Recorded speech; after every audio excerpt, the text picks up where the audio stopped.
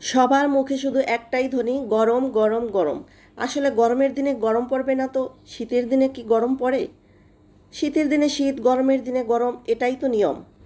যেখানে গরম বেশি সেখানে গরম সহ্য করার ক্ষমতাটাও বেশি। Hello everyone, welcome to Rama daily blog. কেমন আছেন সবাই? আমি তো খুব ভালো আছি। আর খুব ভালো থাকার কারণ এই তো আমার বাবাই শোনা। সারাদিন ছোটাছুটি করলে কার না ভালো লাগে বলুন তো? এই তো বরমশাই মাছ পাঠিয়ে দিয়েছে। আজ আমি রান্না করব কাসকি মাছ দিয়ে আলু ভাজি আর এই মৃণাল কাপের ঝোল। তো প্রথমে আমি মাছগুলো ধুয়ে পরিষ্কার করে নিয়েছি।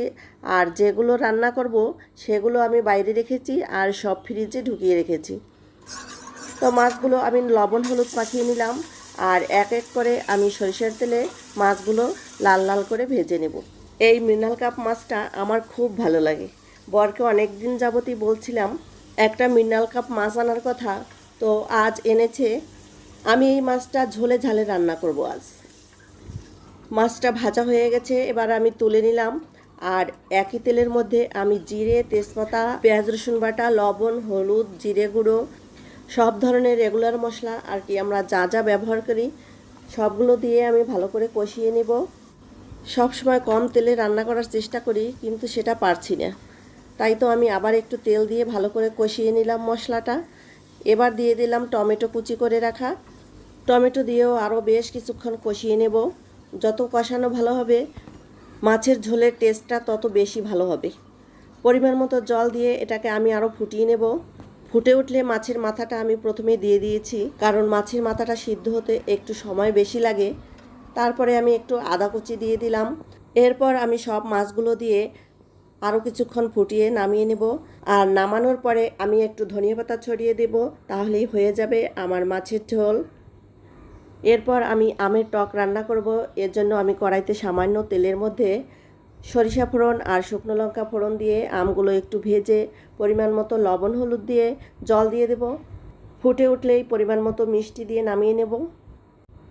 এখন আমি আলু আর কাসকি মাছ দিয়ে রান্না করব। এর জন্য কাসকি মাছগুলো আমি ফ্রাই করে নিচ্ছি। কাসকি মাছগুলো আমি একদম মুচমুচে করে ভেজে নেব, কারণ কাঁচা রান্না করলে আমাদের পরিবারে কেউই খায় না।